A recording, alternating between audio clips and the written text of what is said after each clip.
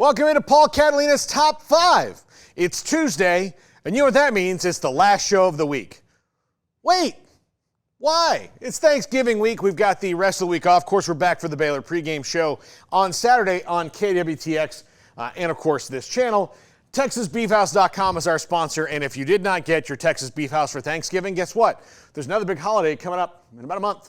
So maybe get on bidonbeef.com, use our promo code 365sports, and get some nice Wagyu beef for the holiday if you missed out on this one.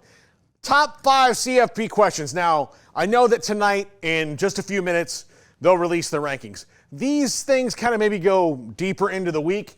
Number 5, why is Parity so scary? And I did capitalize Parity because we do have parity with a capital P right now. The SEC is a very balanced league. And as great as it's been, it's never really been balanced, right? The Big 12 has actually been balanced for a few years, but no one really wants to give it credit for that.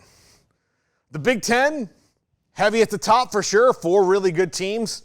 After that, there's a drop-off, but the Big 12 and the SEC and even parts of the ACC have very evenly matched teams. But only one league is getting credit for that, and that's the SEC. So why is parity so scary when it comes to the Big 12?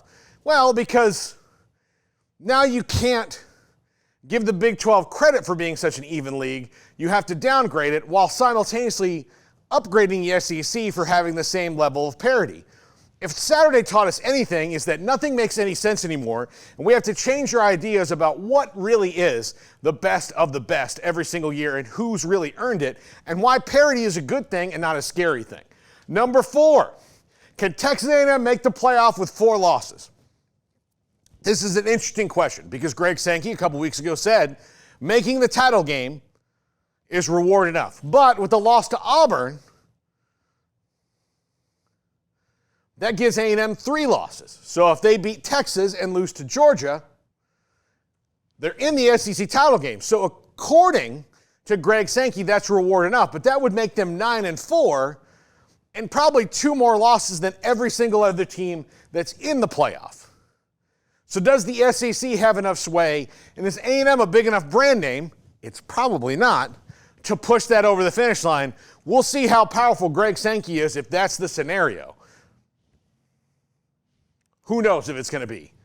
Nothing makes sense anymore.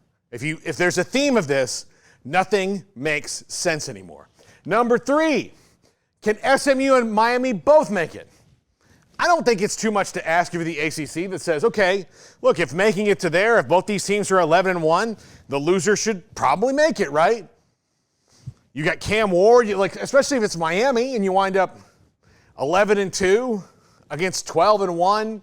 Both those teams have pretty much earned it that way, but no, the Big Ten's got to have 4 and the SEC's got to have 4 based on our metric and our plan the whole time, but maybe let's shave off a couple of those teams and give the ACC a chance to have 2, because I think both SMU and Miami, should they make the title game at 11-1, have earned it based on Greg Sankey's metric of it's reward enough. Number 2, can Vandy ruin the SEC's shot at 4 teams?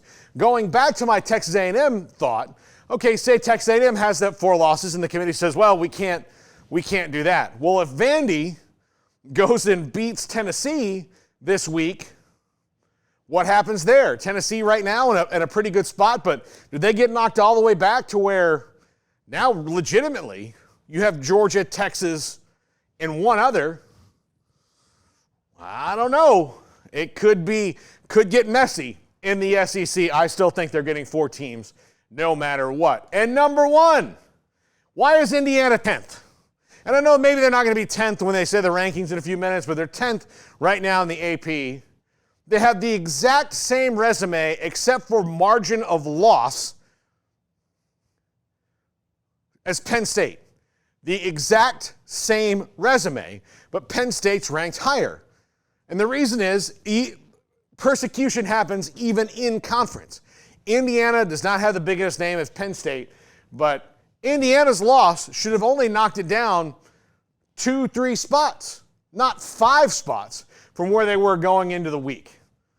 That's their first loss. It's to the number 2 team in the country, a team that only lost by 1 point to the number 1 team in the country, who they will play in 2 weeks, or should play in 2 weeks, in the Big Ten championship game, provided Ryan Day finally figures out a way to beat Michigan this week. But Indiana, I think, in the AP rankings, and probably overall, is going to get screwed a little bit here. Now, that would still put them in the playoff, but it sure does put them at risk for SEC getting 4 teams or someone like the Big 12 shooting back up the charts. That's going to do it for the top 5. Happy Thanksgiving, everybody.